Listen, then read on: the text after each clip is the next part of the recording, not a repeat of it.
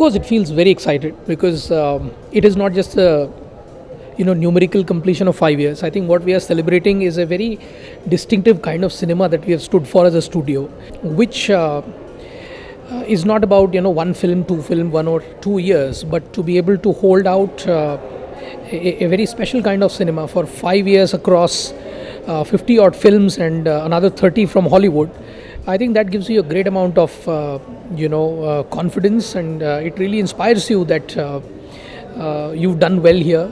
The approach you've chosen has paid off, and therefore we are very excited and assured about how the future looks like. Oh, you ask a very brilliant question. I think see, every decade has its defining films.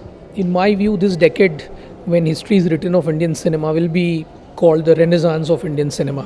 And I say so because if you see the kind of films that have started to occupy center stage now, and it's happening now increasingly, are not the conventional films that Bollywood has traditionally done. Traditionally our films have always been hero-centric. I think what we did with our films like Tanu Weds Manu or Kahaani or Mary Kom or Queen is that we demonstrated that actually women are bankable. Heroism can actually come from a leading lady as well, and it need not be only a hero. None of these films virtually had a hero in them. So that's a very big myth which was busted. If you see some of the other stories we told, such as the biopics, nobody was doing biopics, in whatever 40s, 50s, 60s and 70s. So again, that's a very new kind of film making. If you look at some stories such as a Madras Café, people were saying that this kind of a realistic treatment of a war film cannot be done in Hindi. This belongs to the Hollywood genre. But we had a success with that film as well.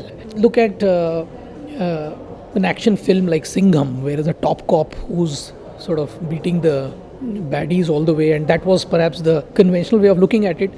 We said, how about the action hero actually getting beaten up throughout the film and saving the family without raising a finger, and beating the cops at their game, and we did Drishyam. So I think what we've managed to do is create almost an alternative universe of cinema over these 50 films that we have done. And I think that kind of filmmaking is taken now center stage with some of our other industry colleagues also going on that line. And I think you'll see a very, very exciting phase where new stories are going to be told. We are in a very open area. We can tell any story as long as there is one to tell, and we are free of lots of let's say conventions. We are free of lots of formulae, and I think it's therefore a very exciting phase. And I think I can say with some degree of confidence that I think we've played possibly a key role in ushering the renaissance in Indian cinema, and I think that's really exciting for us. So I think, as I said, two things. One is I think the only formula we have followed is to actually break or bust the formula. So if, let's say, you were to make a sports film, most logically you would base it in cricket in India, given that that's the big sport. If you can call those sports films, then our two sports films have been in the area of boxing and athletics, right? So I think for us the motivation has been that we will not do the conventional. We will not do what is the norm. And we've typically shown courage to go outside of what is the norm and do what people on first glance may not understand. And that has been possible because we've actually valued story and story material over anything else. So when we saw the Bhaag Milkha script, when it came to us, we saw a phenomenal story with a great graph where you see a child who loses his parents and he later conquers the world. So we were motivated by this story. And similarly, if you see gangster films, right from Satya Company or even the later series, gangster films have always lived in Mumbai. We made a gangster film in back of beyond Wasseypur, so it's again the same thought that I think cinema excels if you surprise the audience, if you exceed expectations, and therefore by not catering to what is expected, we have found our rewards. And as I said, I think the basic motivation was the story material, and we've reacted to that.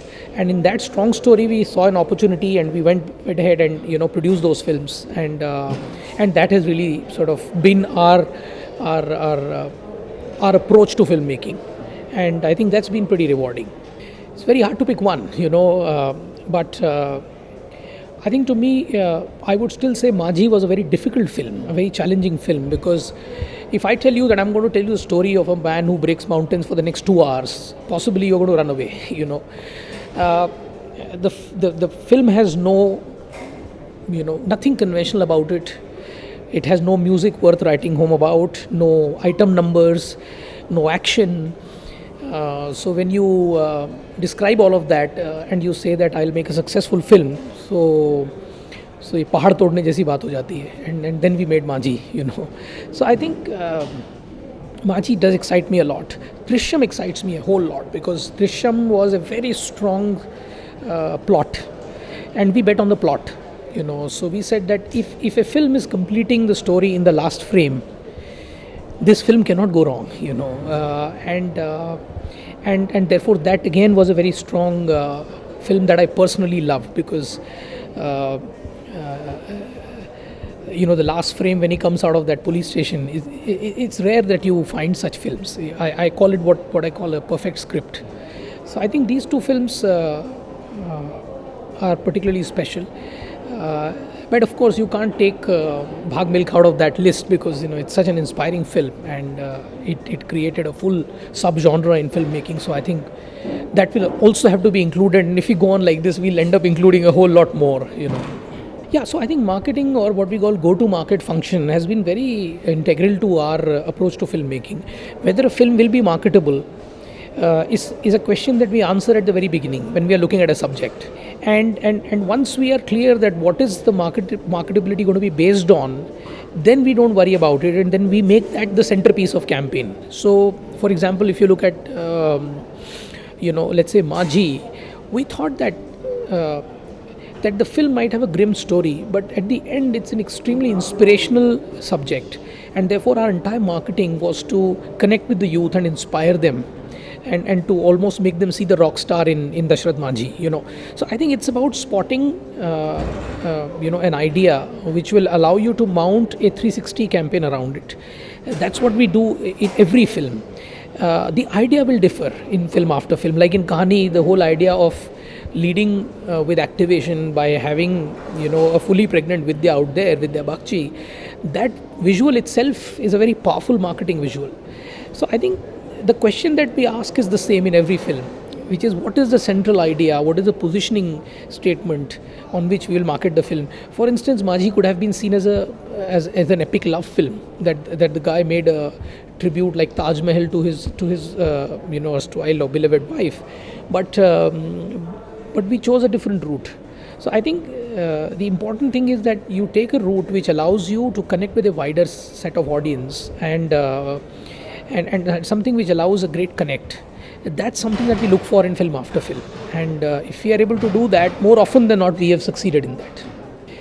Studio you meant, I think there's a difference there. So so I think three things we are doing. First of all, we are going with the full portfolio. It's a multilingual country. You cannot simply address only one segment. You look what has happened in Marathi now, so regional becomes very important. Hindi of course remains important, and English has been a growing segment. So first approach is full portfolio. The other important thing is you need to continue to focus on innovation. That's been our strength, and that's going to be our attempt in the future, and that's hard to do, but that's what we are committed to. As to what next do we bring, because a lot of people now have in a sense caught up to what we are doing. So I think therefore what is going to be unconventional going forward is an interesting question we ask ourselves. Being closer to story material, being closer to where fresh stories are being told, such as regional cinema or book rights, and being on top of where you can get exciting material to mount films on, is something that we laid a lot of emphasis on. So in that sense, we are focused on let's say a hunt for movie material in a very very organized way. We also use research a whole lot more than anybody does to be able to scope out a film, to be able to judge a film. And of course, while even research cannot give you all the answers, but it does throw a reasonable light on the decision making that you're talking about. So I think a combination of portfolio approach, continuing to be innovative in the Hindi part, a regional focus, especially understanding that consumer better and saying what can we do for them, and use of research across in product development. I think these are some things that we will continue to do well, and they will hopefully stand us in the good stead. So I think the next one that personally excites me a lot is the story of this 5-year-old kid, who ran marathons, and when you think of that age and somebody running long distances, I think you're already talking about a great story material, and it's a powerful film. We're very much excited by it, and it's a story of Budhya Singh, and the interesting part is how the story unfolds and where it leads to. And I don't want to say anything more, otherwise I'll give out what the film is. But that's an exciting play for us. Then of course Force is a big action film for us, and it's an important sequel that we want to build in.